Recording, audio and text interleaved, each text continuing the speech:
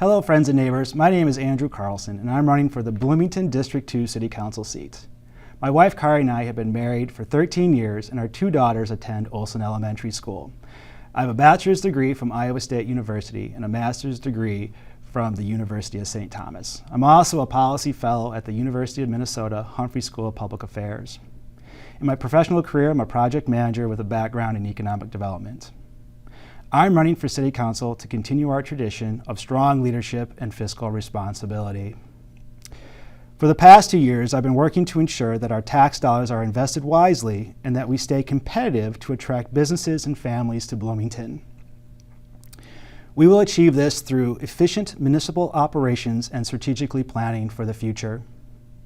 Our local economy is doing great, as evidenced by the number of new office, retail, and housing projects taking place throughout the city. Last year, the value of new building permits was $131 million, a record year. Our very low unemployment rate, increasing property values, and reduction in foreclosed homes are reasons to be optimistic about the future. I view these positive trends as affirmation that Bloomington continues to be a desirable place to both start a business and raise a family. Since in office, I've supported the needs of city staff, including police, fire, and public works, so that they have the training and resources necessary to best serve Bloomington residents. Public safety, essential city services, and repairing our aging infrastructure will remain my top priorities so that we continue to enjoy an exceptional quality of life here in Bloomington. I support Bloomington's development efforts. As a commissioner on the Bloomington Housing and Redevelopment Authority, we help provide housing for those that are not adequately served by the marketplace and coordinate the city's efforts to preserve our existing neighborhoods. I understand the importance of a community providing a variety of housing options so that Bloomington continues to be an attractive place where people want to live. Bloomington is a diverse community. It's important that residents are aware of all the civic, cultural, and nonprofit services that are available to them. Bloomington has a strong support system in place. Examples include our public health department and community partners such as VEEP. One area where diversity is readily apparent is our public schools. It's critical that the City Council and Park Board continue to work together so that our children are equipped with the skills to achieve their goals and become Bloomington's future leaders. I remain committed to providing high-quality city services by approving a balanced budget with an eye towards the future. It's no accident that Bloomington residents consistently give the city high scores when it comes to delivery of services, or that the city repeatedly receives high rankings for its fiscal health. These high rankings are the results that we have come to expect from a well-trained and professionally managed workforce. As the economy continues to improve, new development, changing demographics, and delivery of public services will place increased demands on city resources, requiring fiscal restraint and strong civic leadership. As a District 2 City Council member, I will continue to work with others on the opportunities and challenges we will face in the coming years. I'll promote our city as a first-class destination and work to ensure that our city remains strong and prosperous. Bloomington is a wonderful city, and I'd like to help keep it that way.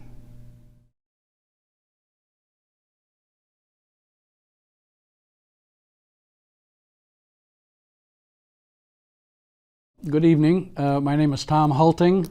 I'm running for City Council, District 2. I've been asked to address a few subjects.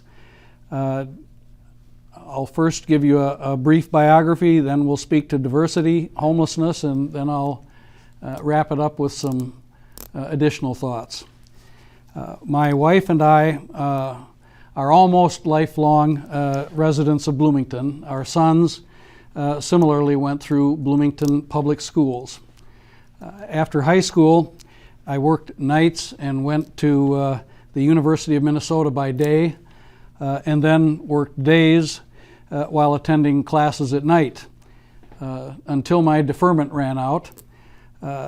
Thereafter, I served in Vietnam, returned to finish my university courses on the GI Bill. Virtually all of my career since then has had me selling large ticket, computer-driven capital equipment to the regional engineering, manufacturing, and scientific marketplaces. within roughly the middle third of the United States.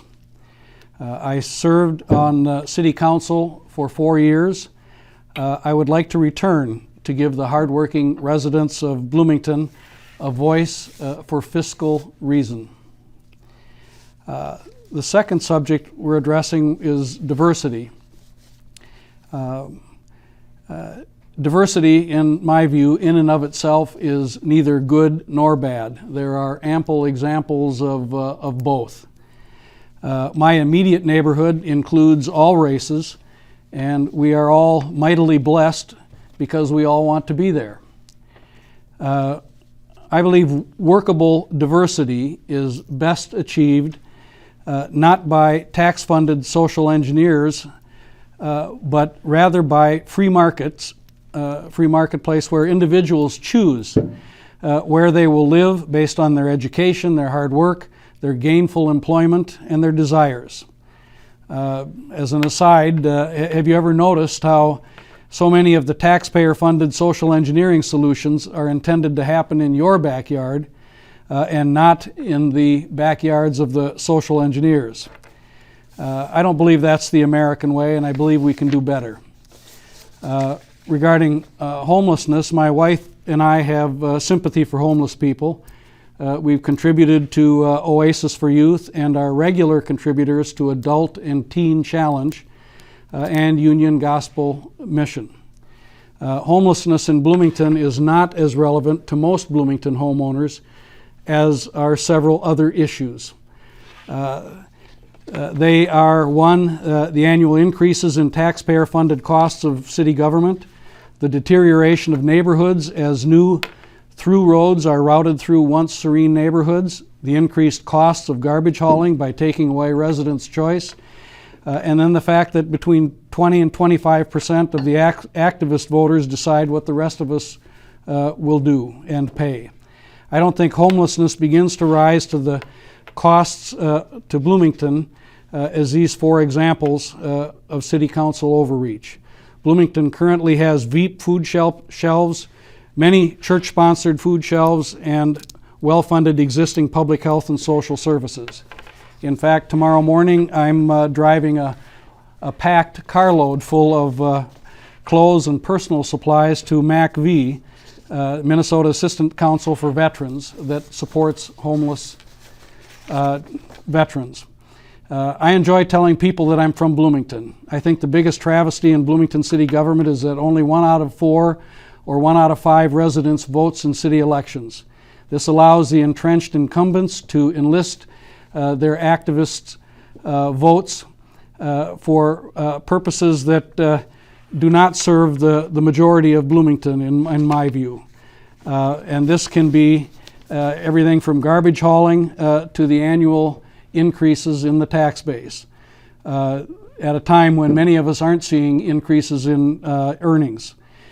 Clearly, for example, Social Security reimbursements do not keep up with the City Council tax increases.